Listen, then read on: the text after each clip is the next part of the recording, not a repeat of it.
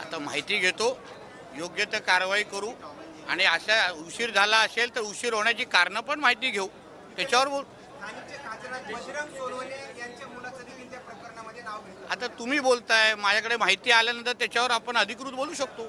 ठीक आहे, इस्लाम में तो ट्रिपल तलाक क्या ऐसा है म्हणून जसं काय आम्हाला वाटत होतं की आम्ही पाकिस्तानच्या विधानसभेमध्ये बसलो आहे, कराचीच्या विधानसभेमध्ये बसलो आहे, भारताच्या विधानसभेमध्ये बसलो ना, अशी भावना आली आम्हाला. म्हणून आम्ही सगळ्या जणांनी आक्षेप घेतला आणि मुळामध्ये जे जे प्रश्न विचारत होते, ज्यांनी फरांदे ताईंच्या लक्षवेधीवर आक्षेप घेतला, जे आम्हाला इस्लामचे धडे आमच्या हिंदू राष्ट्रामध्ये शिकवत होते, त्यांनी कधीतरी आम्हाला उत्तर द्यावं की त्यांना संविधान महत्त्वाचं आहे की इस्लाम महत्त्वाचं आहे की कुराण महत्त्वाचं आहे. हे कधीतरी त्यांनी माझ्याबरोबर अशा खुल्या व्यासपीठावर उत्तर दिलं पाहिजे. आणि ज्या समान नागरिक कायद्याचा विरोध हे लोक उल्लेख करतात, ते संविधानामध्ये त्याचा उल्लेख आहे. ह्यांची तुम्ही घरं तोडायला जा, लँड जिहादच्या नावाने बुलडोजर चढवायला जा, तर लगेच संविधान समोर दाखवतात. आणि धर्माचा विषय आला तेव्हा याला संविधान आठवत नाही, बरोबर इस्लाम आणि कुराण आठवतं. म्हणून या सगळ्या गोष्टीवर आक्षेप आम्ही सगळ्या जणांनी घेतला. आणि म्हणून हे सगळे जी काय बडबड, कोणाला पाकिस्तानची बाजू घ्यायची असेल आणि इस्लामचे धडे दाखवायचे असतील ना, तर मदरशांनी मस्जिदमध्ये जाऊन शिकवा. विधानसभेमध्ये येऊन या सगळ्याची बाबतीचे लेक्चर आम्हाला द्यायचे नाही, ही आमची सगळ्यांची भूमिका आहे. तुम्ही म्हणताय की सरकार मुस्लिम विरोधी धोरणं राबवत आहे आणि त्यांची जी म्हणजे महिला अत्याचार कोणावर झाला, मुस्लिम महिलांवर, तर सरकार मुस्लिम विरोधी कसं झालं? म्हणजे तुम्ही तुमच्या जे जिहाद करणारे तुमच्या समाजामध्ये त्यांना सांगा ना, महिलांवर अत्याचार करू नका, ट्रिपल तलाक देऊ नका, हे सगळं सांगा तुम्ही. म्हणून अबू आझमीला खरंच म्हणलं तर खरंच वेळेत पाकिस्तान पाठवण्याची वेळ आलेली आहे, खुर्ची सकट. हां, नाहीतर त्याला काय आता इथे जास्त इथे ठेवून इथे तो घाण करल्याशिवाय दुसरं काय करणार नाही. महायुतीतीलच मित्रपक्ष असलेल्या सना मलिक यांनी असं म्हटलंय की जे महाराष्ट्रात महिला गायब होत आहेत त्या फक्त मुस्लिम धर्माच्या नाहीत, सगळ्याच धर्माच्या आहेत. मग फक्त एक धर्म म्हणून टार्गेट केलं जात आहे. असं आहे की जेव्हा धर्माचा जेव्हा विषय येतो ना, तेव्हा राजकारण, पक्षाचा झेंडा, आम्ही कुठल्या पक्षाचे कार्यकर्ते आहोत, कुठल्या महायुतीमध्ये, हे कुठलंच कोण मोजणार नाही. आमच्यासाठी आमच्या धर्माची अस्मिता महत्त्वाची. धर्मावर कोणी अगर आघात केला, कोणी अंगावर आलं, तर आम्ही BJP, काँग्रेस, शिवसेनाचे कार्यकर्ते नंतर पहिलं हिंदू म्हणून त्या लोकांना चोख उत्तर देणे ही आमची जबाबदारी आहे. आणि म्हणून कोणी अगर इथे येऊन आमच्या हिंदू धर्माची बदनामी करत असेल तर त्यांनी राजीनामे देऊन डायरेक्ट पाकिस्तानात निघून जावं.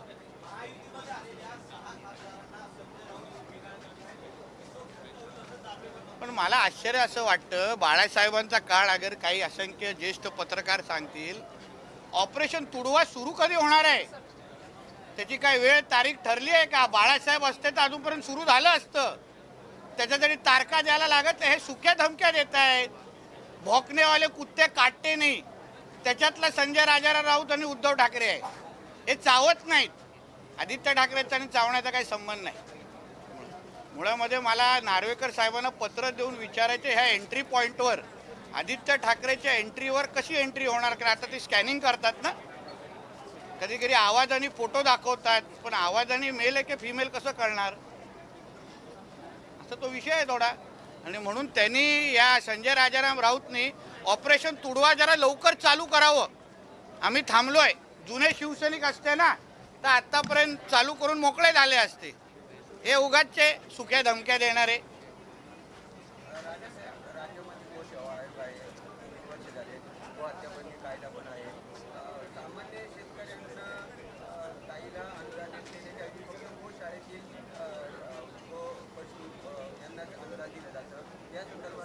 असा काय प्रस्ताव आला तर द्या, आम्ही विचार करतो. हिंदुत्व विचारचं सरकार आहे, सगळ्या दृष्टिकोनातून विचार करू आणि पावलं उचलू. हिंदी में आपकी राय जानना चाहेंगे. आज एक बार वापस ट्रिपल तलाक के बारे में चर्चा हुई, दोनों तरफ से चर्चा है. देखिए, ट्रिपल तलाक जो हमारे प्राइम मिनिस्टर मोदी जी ने उसके बारे में हमारी सरकार ने ट्रिपल तलाक के बारे में एक डिसीजन लिया है, मगर यहाँ पे हमारे हिंदू राष्ट्र में रह के किसको हमारा संविधान ही मानना नहीं है, हमारे केंद्र सरकार ने लिए हुए निर्णय या डिसीजन ही अगर उनको मानना नहीं है तो वो कभी भी पाकिस्तान और इस्लामाबाद में जा सकते, कोई रोक नहीं रहा है उनको। मगर जो जो लक्ष्यवेधी हमारे फरांदे ताई जो हमारे आमदार है, उन्होंने जो का विधायक है उन्होंने उठाया, उसमें एफआईआर हो गया है, उसमें 2 या 3 मुस्लिम महिलाओं के ऊपर अत्याचार हुआ है, उसके बारे में हुई लक्ष्यवेधी। मगर सामने वाले जो मेंबर्स थे वो भूल गए कि वो संविधान को चुन के आए हैं, कुरान पे हाथ लगा के, या तो मदरसा में बैठे नहीं है, विधानसभा में बैठे हैं। माहौल तो मदरसा का ही बना के रख दिया था, उधर पाकिस्तान का ही बना के रख दिया था। ये आयुध में ऐसा लिखा है, कुरान में ऐसा लिखा है, किसको सुनना है कुरान में क्या लिखा है? खुद को बर्बाद नहीं करके लेना है कुरान में पढ़ के। इसलिए जो कुछ भी अगर उनको कुरान सिखाना है ना तो पाकिस्तान में चले जाए, इधर का कोई जगह नहीं है उनके लिए। शिवसेना के 6 सांसद चले गए थे। शिवसेना के 6 सांसद शिंदे गठ में शामिल हो चुके। ऑपरेशन तुड़वा का ऐलान संजय राउत इन्होंने किया। मगर ऑपरेशन ऐलान हो गया है, मगर जब भी बाला साहब ठाकरे साहब के टाइम पे ऑपरेशन तुड़वा बोलने के तुरंत 1-2 मिनट के बाद ही एक्शन चालू हो जाता था। ये तो अभी हम लोग घड़ी वक्त जगह सब बता के बैठे, कोई अभी तक ऑपरेशन तुड़वा हो नहीं रहा है। तो इसलिए जो हिंदी में कोई बोलते हैं ना, भौंकने वाले कुत्ते काटते नहीं है, उसमें सब ये उबाटा वाले बच गए उसके अंदर। वो अभी क्या है, कुछ महीनों पहले आप ही ने बताया था ना, भांडुप में गांजा की खेती है, उसका असर है वो। आप ही ने न्यूज़ चला है ना, भांडुप में गांजा का कुछ तो मिला है खेती, ऐसा वो अभी इफेक्ट दिख रहा है संजय राजाराम राउत पे। भांडुप का देवानंद है हमारा वो, ऐसा मत बोलो। ओ थैंक यू मैडम।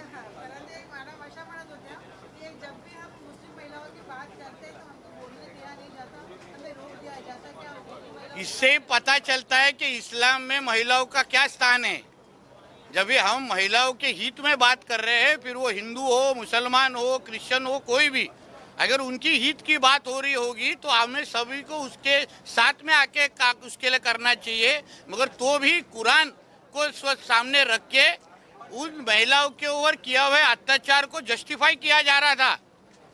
यही क्या कुरान में लिखा है क्या? इसी को इस्लाम कहते हैं क्या? इसका जवाब वो लोग ने देना चाहिए।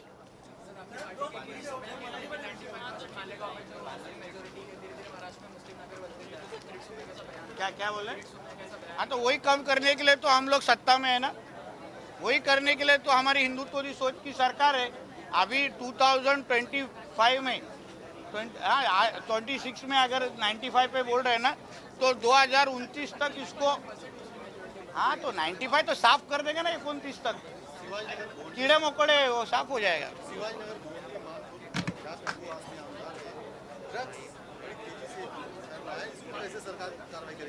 क्योंकि ये लोग ही उनको एजेंट को पालने वाले ही अब्बू आदमी वाले लोग सब लोग है ना।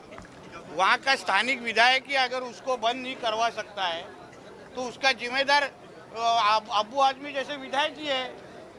मैं मेरे कॉन्स्टिट्यूंसी में अगर ऐसा कुछ गलत हरकतें होती रहेंगी तो जिम्मेदारी मेरी भी होती है उसको बंद करने के लिए। तो फिर अब्बू आदमी जी को मालूम नहीं उनके उधर ड्रग्स भी सप्लाई कौन करता है। थोड़ा मदरसा में चले जाएंगे तो मिल जाएंगे उधर। राणे साहेब, बीड मधला एक प्रश्न आहे, एक तरुण भांडण सोडवण्यासाठी गेला होता, मात्र त्याची हत्या करण्यात आली।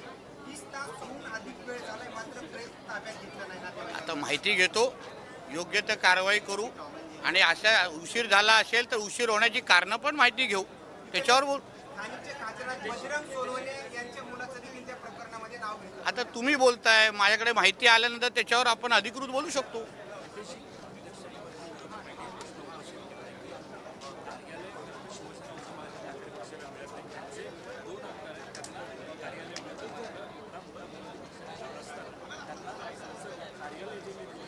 कोणाकडे विरोधी पक्ष नेता आहे?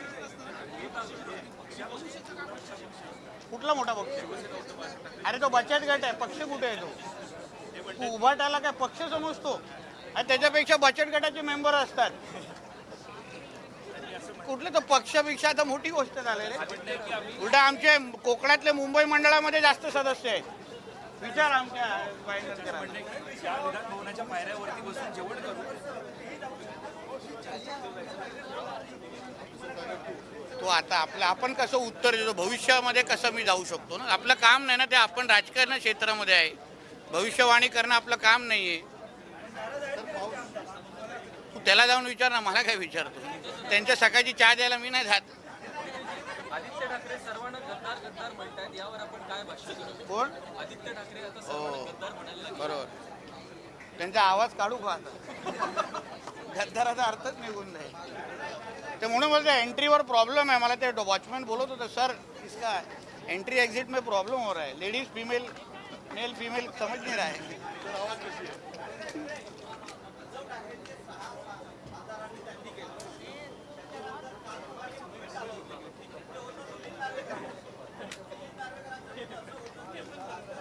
याचा अर्थ एवढाच आहे की भास्कर जाधव कधी अगर चुकून त्यांना विरोधी पक्षनेता मिळाला तर भास्कर जाधव विरोधी पक्षनेता नसणार.